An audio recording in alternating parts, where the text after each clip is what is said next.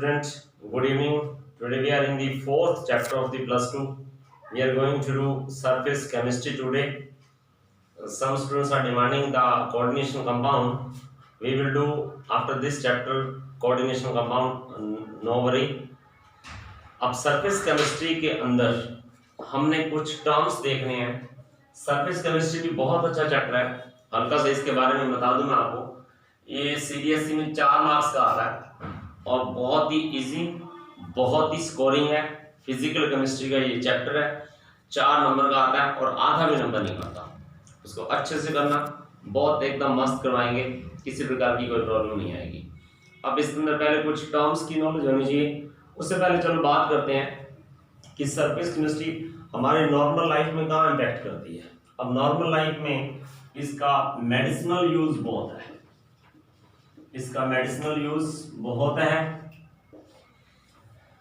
बहुत सारे क्वेश्चंस होंगे इसके ऊपर, सरफेस एरिया के ऊपर, एल्युमिनियम फॉइल्स के ऊपर, lot of discussion will be there. इसके आर्गिरोल बनता है, आइलोशन बनता है. तो इस प्रकार बहुत सारे डिस्कशन हमारी प्लस 2 की सीबीएसई में ही पड़ी है इसके ऊपर. नंबर 2, जो वाटर ड्रॉप्स स्फेरिकल होती हैं, वाटर ड्रॉप्स जो कि किसी पेड़ के पत्ते पे आ जाती हैं और वो स्फेरिकल्स होती हैं ना, तो उसके अंदर भी तो सरफेस केमिस्ट्री का रोल है और वो सरफेस टेंशन की वजह से होती हैं. ये आप सब अच्छे से जानते हो. सरफेस टेंशन क्यों होती है, क्या चीज होती है, हल्की सी हम जानकारी लेंगे. फिर वाटर स्पाइडर, पानी वाले जो कीड़े नहीं होते, वो 5x के ऊपर बहुत बार ये क्वेश्चन आ रखा है कंपटीशन के अंदर भी. वाटर स्पाइडर कैसे मूव करता है वाटर के ऊपर, ड्यू टू सरफेस टेंशन. फिर वो एक पानी की किश्ती भी बनाते हो ना, छोटी सी कागज वाली, वो भी तो चलती है ना सरफेस टेंशन की वजह से कुछ समय तक. तो इस प्रकार सरफेस केमिस्ट्री का बहुत ज्यादा यूज है. इतना टाइम नहीं होता हमारे पास, हमें आपके लिए छोटा शॉर्ट एंड वीडियो बनाना होता है. अगर पूरा टाइम मिल जाए तो फिर तो हमारा बहुत ज्यादा हो जाएगा ना लेक्चर. और सबसे बड़ी बात ये है, चाहे कोई टैबलेट के फॉर्म में ले लो, चाहे कोई कैप्सूल के फॉर्म में ले लो, जो सरफेस एरिया है ना, अगर ज्यादा होगा तो रिएक्शन ज्यादा होगी. केमिकल कैनेटिक्स में भी मैंने डिस्कशन किया था, एक जगह आया था कैटलिस्ट की, पता नहीं कहाँ आया था. जब हम उसको पाउडर फॉर्म में लेते हैं, एक बड़े टुकड़े को कट करके उसके 2 छोटे टुकड़े कर लो, फिर उसके और छोटे कर लो, तो सरफेस और बनती जाती है. Finally when we get the things in powder form में आ गई या छोटे छोटे ड्रॉप्स के फॉर्म में आ गई, तो अगर इसको वाटर में डिसॉल्व करना है ना, तो इसका सरफेस एरिया ज्यादा है. ये बार बार मैं स्ट्राइक कर रहा हूँ चीज. अगर टैबलेट का फॉर्म छोटा होता जाएगा और फाइनली पाउडर में आ गया या गोल गोल आ गया, तो उसको जो है डिसॉल्व करना आसान है, तो वहां पे सरफेस एरिया ज्यादा होता है. ये हल्का सा जीके भी आप ध्यान रखना, ताकि कोई रटंत विद्या की जरूरत नहीं है इसमें. Is it clear? अब हमारे पास एक चीज आती है सरफेस टेंशन. कि सरफेस केमिस्ट्री फाइनली है क्या. सरफेस केमिस्ट्री के अंदर हम स्टडी करते हैं जो भी रिएक्शन किसी भी सरफेस पे होती है. When the reaction taking place, we study all the reaction which are taking place on surface of anything. ये कोई सरफेस है, इसके ऊपर कोई रिएक्टेंट है, आपस में रिएक्शन कर रहे हैं, या कोई डिपॉजिट हो रहा है इसके ऊपर, उसकी स्टडी करना इज कॉल्ड सरफेस केमिस्ट्री. एक और बता दूं, सॉलिड के ऊपर सरफेस पाई जाती है. अगर इसमें कोई सॉलिड पार्टिकल पड़ा है तो वहां पे उसकी सरफेस है, वहां पे रिएक्शन हो रही है. फिर उसके बाद अगर कोई लिक्विड है तो लिक्विड में भी एक सरफेस आपको मिल जाएगी. तो लिक्विड में भी we can study the surface chemistry. But in the case of gases जो होती हैं वो आपस में मिक्सिबल होती हैं. Gases are miscible with each other, so we are not getting any interface और सरफेस. तो गैसेस के अंदर कोई इंटरफेस या सरफेस हमें नहीं मिलती है, इसलिए we can't study there. So we study the surface chemistry in case of solid, liquid, but not in the case of gas, because in gas के केस में we are not getting any interface और surface. so इतना हुआ थोड़ी सी जानकारी. फिर अब हम बात करते हैं कि सरफेस केमिस्ट्री के अंदर, जैसे सपोज कर लो ये फर्स्ट लेयर है पार्टिकल्स की, एड्सॉर्बेंट की. हल्की सी चीजें याद रखनी पड़ेंगी, हमें थोड़ा सा ध्यान देना पड़ेगा. अब मेरी बात सुनो, सरफेस टेंशन अगर ये इसके ऊपर भी चलो एक लेयर बनाओ, इसके ऊपर भी एक लेयर बना लो। अब होता क्या है फाइनली, जो ये वाले लास्ट वाले पार्टिकल है, इसको ये वाला पार्टिकल खींच रहा है, ये वाला पार्टिकल खींच रहा है, ये वाला भी पार्टिकल खींच रहा है, ऐसे ही इसके ऊपर ये वाला पार्टिकल भी खींच रहा है, ये भी खींच रहा है, ये भी खींच रहा है। अब आपने वेक्टर एडिशन तो पढ़ा ही है, तो नेट रिजल्टेंट फोर्स इन दोनों का किधर आ रहा है, डाउनवर्ड की तरफ आ रहा है ना, ये वाला यूं जा रहा है, और इधर से इसका वेक्टर एडिशन करते हो तो इधर आ रहा है, ये आप फिजिक्स में पढ़ ही लोगे। तो फाइनली जब ये पार्टिकल यूं पुल हो रहा है तो इसकी वजह से इसके ऊपर एक टेंशन क्रिएट होती है, और वो टेंशन क्रिएट होती है तो वो बनती है सरफेस टेंशन। तो उससे हो क्या रहा है, उससे हो ये रहा है कि ये स्फेरिकल टेंड हो रहा है। तो स्फेरिकल टेंड हो रहा है ना, तो हम इसको यूं भी बना सकते हैं, ये एक लुप्पी है, इसके ऊपर आप एक रस्सी डाल दो और वो यूं खींचे जा रहे हैं, खींचे जा रहे हैं, तो what we are getting, we are going to get the spherical shape. हमेशा याद रखना, अब स्फेरिकल शेप के अंदर, स्फेरिकल शेप एक ऐसी शेप है जिसमें सरफेस एरिया कम आता है। स्फेरिकल शेप में एक ऐसा वॉल्यूम आता है where we are getting less surface area, less surface area आ रहा है स्फेरिकल शेप में, we are getting minimum surface area. Minimum surface area है तो मिनिमम एनर्जी है, मिनिमम एनर्जी है तो मैक्सिमम स्टेबिलिटी है, और वो किसके अंदर आती है, स्फेरिकल के लिए। और स्फेरिकल आते ही वो क्या हो जाता है, वो गोल शेप में आ गई, तो उसको बोलते हैं सरफेस टेंशन। तो surface tension express the force, is it clear. तो आपको ये भी पता चला कि वो स्फेरिकल क्यों आती है, क्योंकि सरफेस एरिया कम, एनर्जी कम, तो स्टेबिलिटी ज्यादा। अब आपके पास ये भी आपको पता चला कि लास्ट वाले मॉलिक्यूल के ऊपर कैसे फोर्स लग रहा है। अब थोड़ी सी बात और कर लेते हैं कि मॉलिक्यूल्स जो होते हैं ना, वो दो तरह से होते हैं बेटा, ये हल्की सी अभी इंट्रोडक्शन ही चल रहा है।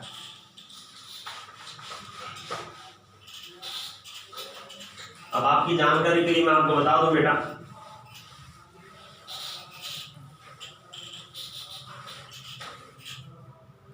अब जो मॉलिक्यूल्स आ जाते हैं वो दो तरह से पहुंचते हैं। Molecules we are having two type, एक होंगे सरफेस पे, एक होंगे बल्क में। तो हमने सपोज कर लो ये एक बेस लिया, ये फर्स्ट लेयर आपके ऊपर जा रही है आपके पास, अब इसके ऊपर एक लेयर और बना देते हैं, ये ऊपर से गिर रही है, यूं मान लो एब्जॉर्ब हो रही है, one more layer we will take and then we will see कि अगर जो पार्टिकल सबसे ऊपर पड़ा है उसके ऊपर इनवर्ट फोर्स भी आ रहा है, ये भी खींच रहा है, ये भी खींच रहा है, और इसके ऊपर इधर से भी फोर्स लग रहा है, तो ऊपर वाला पार्टिकल क्या अनबैलेंस्ड है, उसके अंदर एनर्जी ज्यादा है। अब अगर हम कोई एक नीचे वाला पार्टिकल ले लें, कोई भी सपोज कर लो, चलो ये ले लेते हैं हम, तो इसके ऊपर बेटा यूनिफॉर्म फोर्स है, सब तरफ से बराबर है और वो स्टेबल है। तो बल्क के अंदर जो है वो स्टेबिलिटी में जा रहा है, सब तरफ से उसको इक्वल फोर्स आ रहा है, जो सरफेस पे पड़ा है उसके ऊपर इक्वल फोर्स नहीं आ रहा, अनबैलेंस्ड फोर्स होता है। Magnitude of force top layer पे सबसे ज्यादा होता है, अनबैलेंस्ड फोर्स होता है। Is it clear. अब एक छोटी सी बात मैं तुम्हें बता दूं, ये बार बार आनी है, उसको एक बार देख लो ताकि फिर हमें तकलीफ नहीं आएगी। और फिर कुछ छोटी छोटी टर्म्स हैं आज की वीडियो में हम बात करेंगे। बेटा आपने जब ये देखा स्टार्टिंग में, ये सॉल्यूट है, सॉल्यूशन चैप्टर में आपने पढ़ा, और ये सॉल्वेंट है, इन दोनों को मिलाने से बन गया सॉल्यूशन। अब सॉल्यूट को in terms of chemistry, in terms of surface chemistry we are saying adsorbate, और इसी का दूसरा नाम डिस्पर्शन फेस आएगा। डिस्पर्शन फेस 9th स्टैंडर्ड के अंदर आपने हल्का से इसको पढ़ा हुआ अच्छे से। सॉल्वेंट को हम एड्सॉर्बेंट बोलते हैं और डिस्पर्शन मीडियम बोलते हैं, डिस्पर्शन मीडियम। अब जिस बच्चे को सॉल्यूट और सॉल्वेंट ध्यान है वो उसी टर्म में इनको अंडरस्टैंड करना इजी है, ये टर्म बार बार यूज होंगी। Is it clear? अब दो चार छोटी छोटी टर्म्स हैं उसके ऊपर हम डिस्कस करते हैं। इसे मैं रब कर रहा हूं बेटे। सबसे पहली टर्म आ रही है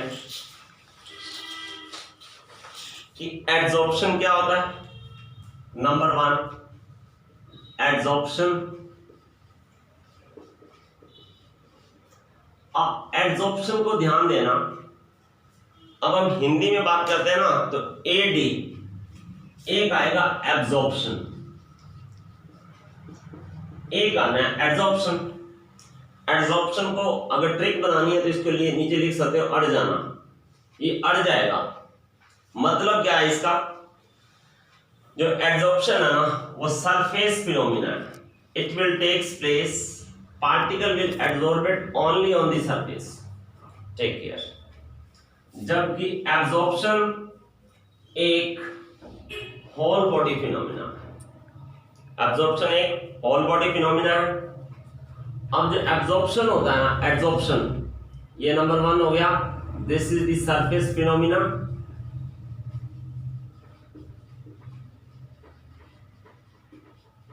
this is whole body phenomena.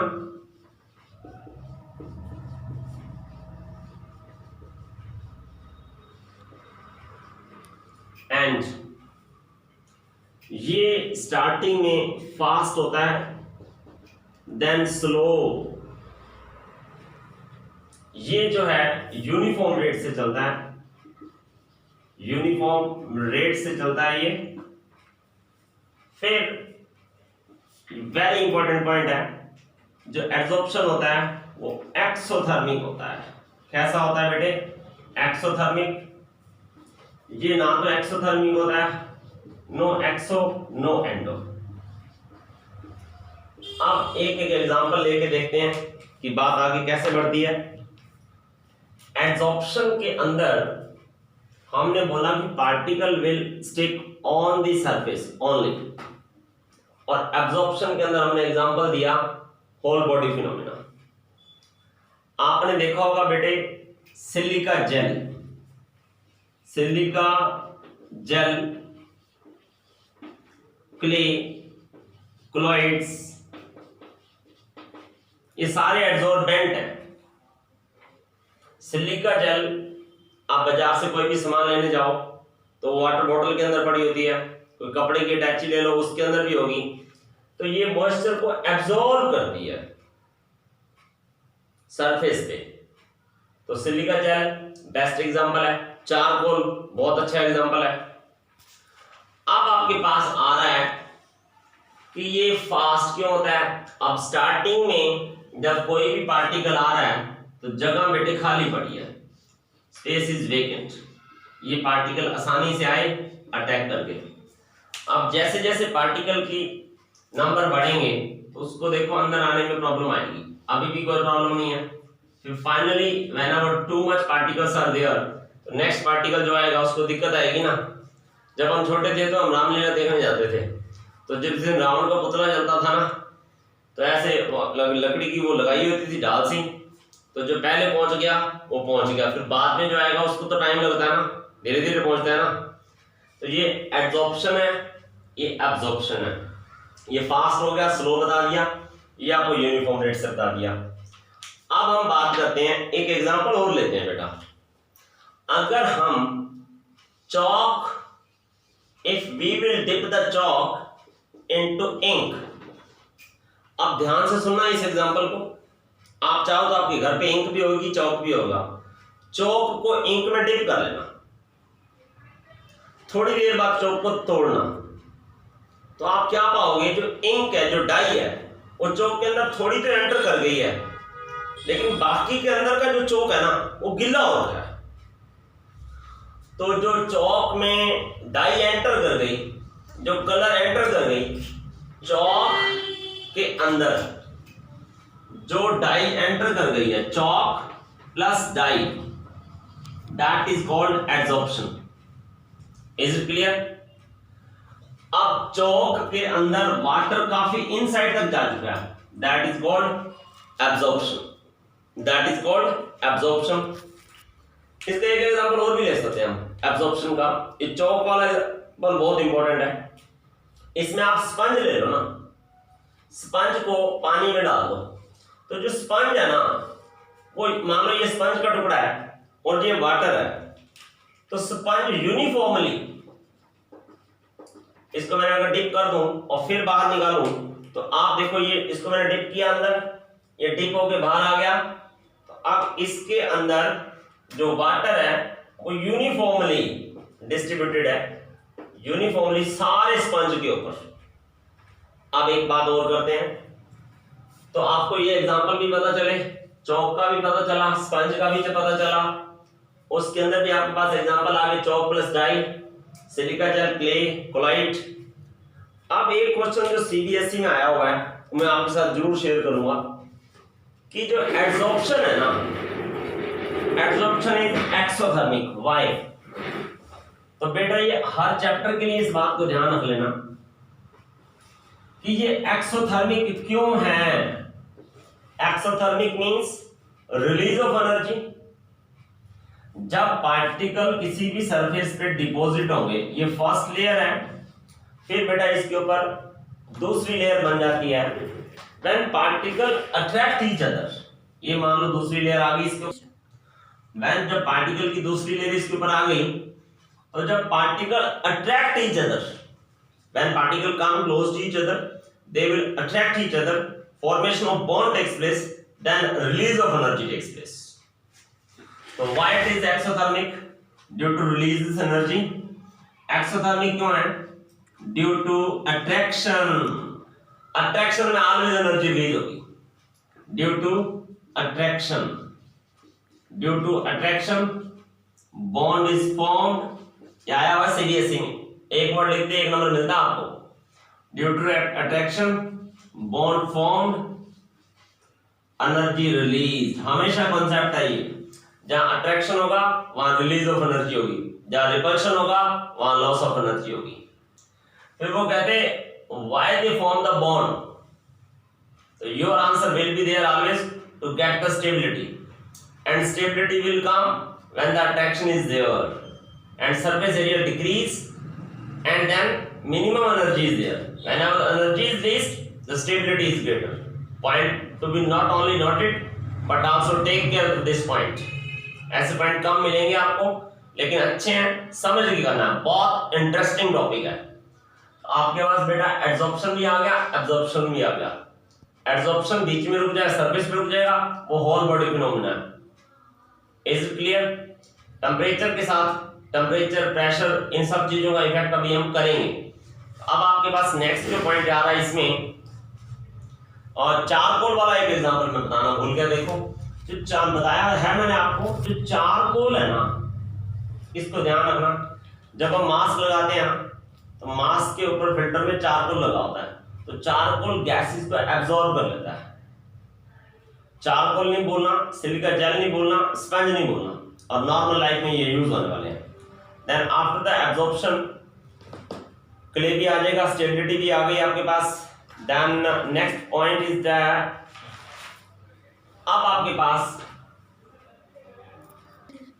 Okay bye guys, in next video we will discuss thermodynamics of the absorption and then some more topics related to this. We will discuss the some terms like as desorption, sorption.